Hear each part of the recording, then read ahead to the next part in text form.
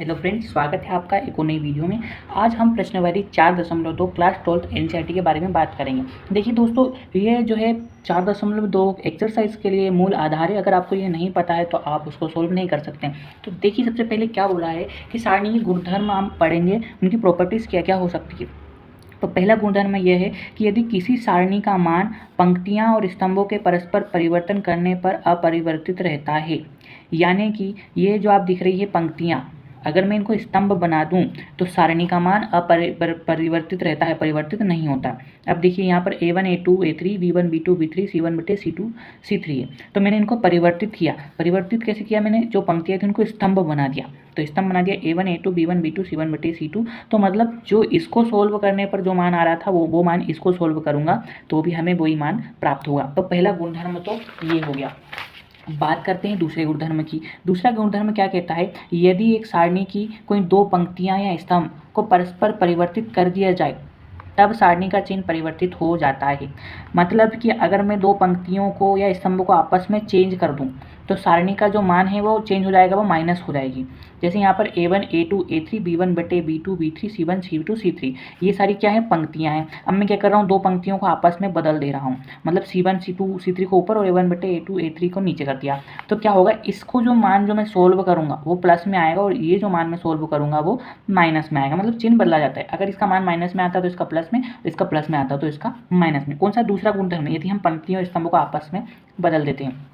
इसमें क्या लिखा है? तीसरा गुणधर्म क्या बोल रहा है? यदि एक सारणी की कोई दो पंक्तियां अथवा स्तंभ समान हैं, मतलब कि a1 a2 a3 और यहाँ पर भी a1 a2 a3 होता है, मतलब दोनों सेम होती पंक्तियां।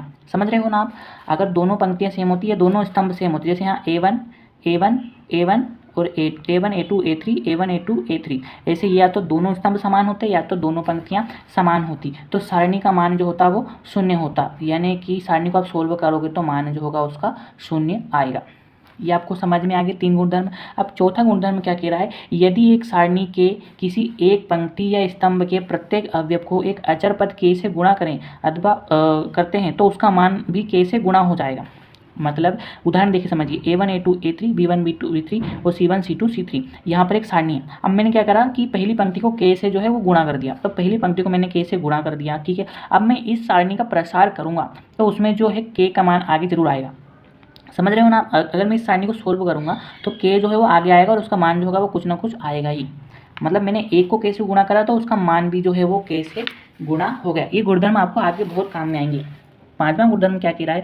यदि एक सारणी की एक पंक्ति या स्तंभ के कुछ या सभी अवयव दो या अधिक पदों का योगफल के रूप में व्यक्त हो तो सारणी को दो या अधिक सारणिकों को योगफल के रूप में व्यक्त किया जा सकता है। मतलब कि अगर एक सारणी है, देखिए a1 plus delta 1 a2 plus delta 2 a3 plus delta 3, तो इनको और इनको मैं अलग अलग निरूपित कर सकता हूँ। देखिए a1 a2 a3 b1 b2 b3 c1 c2 c3, बीच में मैंने प्लस लगा दिया तो ये हो गया delta 1 delta 2 delta 3 b1 b2 b3 c1 c2 c3। इनको सोल्व करेंगे तो आप यहीं पर पहुँच जाएंगे। तो इतना अभी आप ध्यान में रखिए, आगे आप सोल्व करेंगे तो आपको बहुत अच्छे से समझ में आएगा। छठा गुणधर्म क्या कह रहा है? छठा गुणधर्म कह रहा है यदि एक सारणी की किसी पंक्ति या स्तंभ के प्रत्येक अवयव में दूसरी पंक्ति या स्तंभ के संगत अवयव के समान गुणज को जोड़ दिया जाता है तो सारणी का मान वही रहता है।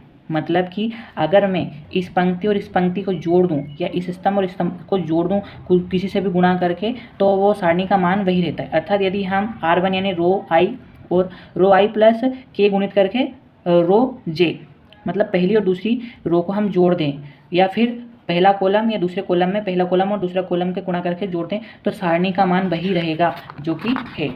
इसको आप सोल्व करेंगे तो आपको आसानी से एक एग्जाम्पल के जरिए मैं आपको बता देता हूँ।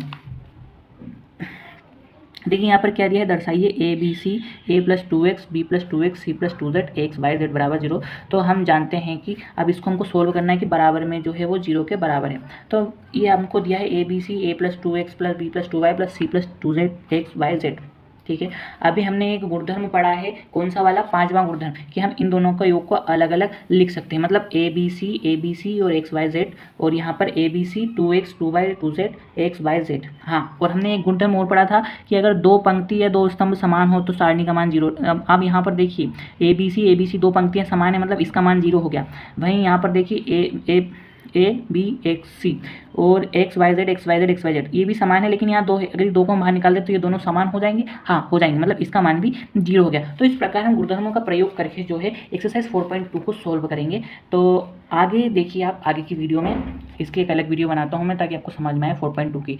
वीडियो अच्छी लगी हो तो कमेंट जरूर करें और क्या नहीं समझ में आया वह भी जरूर कमेंट करें। Thank you.